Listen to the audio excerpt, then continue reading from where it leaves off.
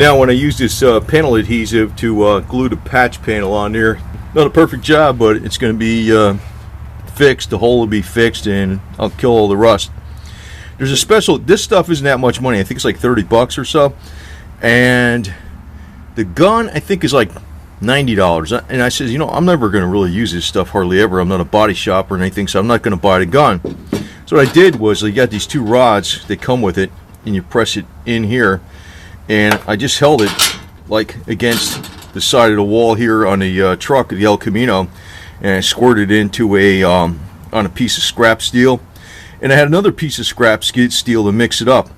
Now this will dry hard on here and you can just grind it off, but that's another way you can use it. I used a little piece of scrap steel to mix it up and use it as a squeegee. So without buying a, you know, the applicator, so you really don't need it. Okay, so I glued a little patch panel on there, and you can see there's some screws in it, and that's to hold it in place. And what you do is you take the screws out after this dries and you fill them up with that adhesive. Now this adhesive is not like Bondo. It really is impervious to water and it sticks like crazy. What I'm going to probably do is some of these tiny little pinholes that are in here on rust, tiny little spots, is I'm just going to fill them up with the adhesive if they're like really small. And this one that's a little larger, I'm going to put a patch panel over it with the adhesive, because this is a really just a little front valance or something. I'm not going to take it off. So anyway, it's trying to rush it through pretty quick because I want to be using this thing, and I started pouring a whole bunch of chassis saver in between the fender and the inner fender because there's some rust in there. I'm going to do that on both sides. Just pour it in there and kill all the rust on this damn thing, so you know, where it's just a little surface rust, and it'll, because actually if you prep the crap out of it, the chassis saver is not going to stick. You want to put it on rust, not loose rust, but rust, because the rust is really grippy. I'm going to do underneath the battery tray and all that other stuff. But anyway, it's trying to rush it along because actually I want to be using this thing.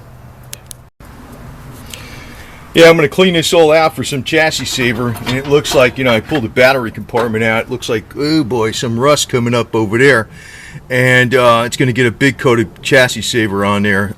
Just water accumulates under that. And first I'm going to vacuum it with this heavy duty industrial 6.5 horse vacuum. Then I'm going to blow it out with air. That's that thing, right? And you know, full tank pressure. Then I'm going to use the pressure washer, go over the corner in the sides here. Then I'm going to blow it off with air again, let it dry, and then I'm going to put chassis saver. I'm not going to go do super prep work on it because if you do a lot of prep work with chassis saver, it seems to not stick as well. You know, you got to leave some rust. And this battery I had in there was old, and I'm going to put another old battery in it. You can see this, that was the old battery. I'm putting this side post battery. I put the, you can see the little adapters on there. See them? You screw them into the side. And that's a 2008 battery, but both of those, this one's actually from 96 or 7 or something like that, 97 or 98 maybe. This one's from 2008, and guess what? They're still both good. Actually put a little bit of what do you call that stuff? Epsom salt, and it actually decalcified them. But I keep it maintained with the kind of desulfating battery chargers, even though that's a 2008 battery. But that will fit in there. That's the biggest one that'll fit in there. But the beauty of like that fits my Sebring and my Chevy. So I got 3 vehicles using the same battery. And the other 2 cars have brand new ones. But this will be plenty of cranking power, even for a V6. That'll do the 1300 no problem. So next step is to you know, I'd start blowing this out with air and stuff, and I'm going to vacuum it again, blow it out with air. Then I'm going to hit it with the pressure washer, and then blow it out with air, and then chassis saver. By the way, I filled up all the little pinholes. Actually, I put a tiny little plate underneath this stuff, a tiny little plate underneath this. This is not regular epoxy adhesive. It's panel adhesive for gluing on body panels. That's how they make cars now. I ground it down, got rid of the rust on the inside. There's a little pinhole here, a little pinhole here, a couple little pinholes there. I used the panel adhesive. The panel adhesive is not like Bondo. It's not going to come apart in water. What I'm going to wind up doing is actually, just to say real quickly, on the front end of this, I'm going to go ahead and use truck bed lining, because this gets chips from rocks, and once you get a chip you get a problem. And I'm going to go with the truck bed lining up to about here, and that'll be up over my body repair, and I'm going to go over the front of the hood and make a stripe on it, and actually use a truck bed lining on the tailgate and a little piece that's below the rear tire back here, where it gets nailed with a lot of crap from when you're driving, right back in here. And I'm just going to come up here with the truck bed lining, and the rest of it I'll just do gloss black. I figured out that's a hell of a lot better way to do it, because I don't want to do the whole thing with truck bed lining. It looks stupid.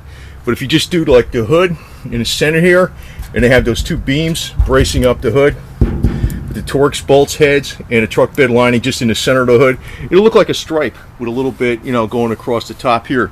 That'll be perfect, because that's where all the crap hits, you know. And anyway, so I'm actually going to wind up putting it back together. Once I kill all the rust, I'm going to put it back together. Just to give you a heads up, I put a new fuel pump in this before, and then a new fuel pump crapped out. Now it starts up and runs using a little jug, but I figured there's junk in a gas tank. I'm going to drop the gas tank, and I was looking at different coatings to put in a gas tank. I'm trying to go say this quick because I don't want to make this video too long. And I remember my motorcycle, that's my Harley over there, I did a cream coating on that brand new tank, 3.8 gallon, back in 1990, and it's still good. You know, this is the old bike here, right? So it's still good. But what I decided to do is I'm going to use red coat, and the way I'm going to clean out this gas tank is I'm going to use vinegar, clean it out really good, and then I'm going to use red coat. A quart of that stuff, it's only 25 bucks delivered. Can't beat that stuff. So that's what I'll be doing. And then I'm going to put the new fuel pump in it, which I already have. And before, you know, and then, you know, it starts up and runs fine. It's just somehow it's not getting fuel. I think the gas tank's got rust in it or something, but it's not leaking yet. One other thing, I decided, you know, I cut off a little bolt I had laying around. I'm going to weld this bolt right in this slot right here. That'll take where I ground that out and take care of it, you know, no problem. So that's what I'll do. Other things I'm doing, since I got the little sandblaster, I'm going to sandblast, you know, the jack, all the little bolts. I've been doing that, coating them all, doing all that type of stuff, and just hitting all the details takes a hell of a lot of time. Well, after I took out the battery tray and realized there was actually a hole through the inner fender. It wasn't a hole there before, but when I blasted through the rust, there's a hole there. So what I'm going to do, instead of actually using, what do you call it, the pressure washer, I'm going to do some light sandblasting on this instead, and just loosen up the rust all inside between the inner fender and the outer fender. Also, this part over here, there's a little bit of surface rust. This dent will come out okay. I'm probably going to rivet down here a little bit because it's not going to show the but what I'm going to do is, like, I'll rivet this too, because the flare is going to go over that, and I'll probably use a little fiberglass on this, some straightening out. But this is going to be truck bed lining over this front nose, because this part gets a lot of crap from the wheels and the road, and I'm going to have this all covered with chassis saver in this groove here. I'm going to sandblast it all lightly, and then what do you call it, go over it with the air hose and vacuum it and stuff, and then I'll just get the chassis saver in there, and I'm going to make a plate for 12 gauge over this. I'll rivet it to the side here, and to the side, that side, it'll be stronger than the original. And what I'm going to do is, when that plate goes over it, both sides of it, this side will have chassis saver, the plate will be ground, it'll have chassis saver.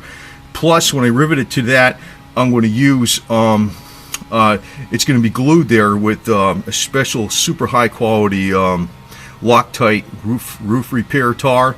So when these two metal pieces get sandwiched together, there's not going to be any water that's going to be able to get in between it. Plus, it's going to be 12 gauge, extra thick stuff, so that should be good. Well, I really poured the chassis saver on in there. It's on a real one heavy coat. Hey, with this stuff, you don't want to put it on twice. You want to put it on once. You don't really need a heavy coat, but I used a pretty heavy coat because there was quite a bit of rust. And like I said, I did lightly sandblasted, blew it off with air a few times, and then what I did was I used brake clean to get the chemical, any kind of chemical, dirt or grease off of there.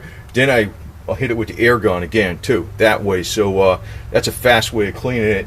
You know, if there's a little minor dirt, it don't matter. Then I got in between the inner fender well and the fender and coated all this. Actually, I'm probably going to go all the way up to here with the, you know, probably just above, I don't know, there's going to be a line I'm going to do with the truck bed lining, and actually it's going to be down there on the bottom too, this little piece. I'm probably going to make a little drain hole here so that stuff drains out, and actually after this is all done and that patch panel is put in there, I'm going to go ahead and get some of that internal frame saver, this Eastwood cells, and spray inside the fenders, keep it up, because actually this thing has very little rust actually compared to a lot of stuff. This bodywork on here, I'm going to take the screws out, probably use a little fiberglass on this. I'm not going to get it perfect, but like I said, this nose piece down through here is going to be truck bed lining. I poured all the stuff around in here, and all down in between here. So there's truck bed lining down in here. So this thing's pretty much, you know, killed the rust. I don't think there's any more rust than that. There's like a little piece up here I could take care of, in a tiny little spot in front of the hood. But like I said, that's going to get truck bed lining on it. Now I'm going to make the plate for this. I'm not going to install it until this stuff dries. And in between a plate, it's going to be 12 gauge steel. And it's going to be a little bit bigger than this, so the battery tray fits in there. The battery, because I'm going to put an oversized battery in here. And it's going to, I'm probably just going to pop rivet it to it. And, you know, that'll seal up the hole to the inner fender too. And it'll be 12 gauge. And make a little piece of angle that'll brace this up too. So this will be in there nice and solid. So make that right now. Yeah, yeah, by the way, I don't use chassis saver on everything. Another paint I like to use, well, it's for mag wheels. It's chip resistant mag wheel paint. I just lightly sandblasted the jack. I sprayed it down with, you know, blew it off with air, sandblasted it, blew it off with air. Then I used some brake clean on it, just sprayed it down, blew it off with air. Like a fast job, but it's chemically clean. It's got some grip. That's the main thing you want to worry about with paint. Get the oil off and get the grease off and get it so it has some grip. If it's got a little dirt, the stupid paint's going to stick. I mean, it's, you know, if you got it on the outside of the car, you don't want dirt in it, because then you got a nice, it looks like a lousy finish. But as far as having a little bit of dirt in the paint, as far as putting like heavy chassis saver on, that don't matter. That don't matter. It's got to have, the surface has got to be rough, and it's got to be grease and oil free. So I used on this, I used wheel paint, mag wheel paint. It's chip resistant, it sticks really good. Actually, this freaking stuff, I have it on the bottom of my El Camino for the last 10 years with rusty metal primer underneath it, and it did a very good job of keeping all the rust away. Well, I just made an extremely heavy duty piece. It's already ground down, ready for chassis saver. I'm going to put it on here right now on the one side, and it fits in here perfect. So that'll brace up this piece. You see, it's kind of flimsy, but that angle is going to go on there. This is much thicker metal in it. It's probably like the bumper on a Jeep. And what I'm going to do, when I sandwich those two pieces together, I'm going to put this Loctite roofing repair on there besides the chassis saver. So there shouldn't be any water that gets up in between there and sits there and causes it to rust away. But I'll rivet it to that, and I'll bang up the inner fender and rivet it to this, and put the roofing tar in there, the chassis saver. It'll be rust proofed and strong as all hell. It ain't going nowhere. So, and I think down here I'm going to make a little notch down on the bottom of this fender for draining, maybe in the front and in the rear and in the middle. So even though there'll be a little hole there, I'd rather have a nice clean little hole than rust. And this way I can also run through, like I said, I'm going to probably get some of that. I never use this stuff, Eastwood frame saver. You could probably just blast it through with the hot water first, let it dry, then put this frame saver through. It's like a zinc and oil mixed together, and it gets down in between here, right in that area right here. So, and you can get all inside in between there with rust. This thing's got very little rust. You remember this is an 85, 28 years old, right? 29 years old or whatever the hell it is. So you know, it's been maintained a lot. Some of these newer products I've never heard of until now. Well, I think they're brand new products. And if there's a tiny little hole in here, like there's a little hole right here, actually that gets covered up with the flare. I'm going to grind that out, and I'm going to use the panel adhesive to fix it. It's not Bondo.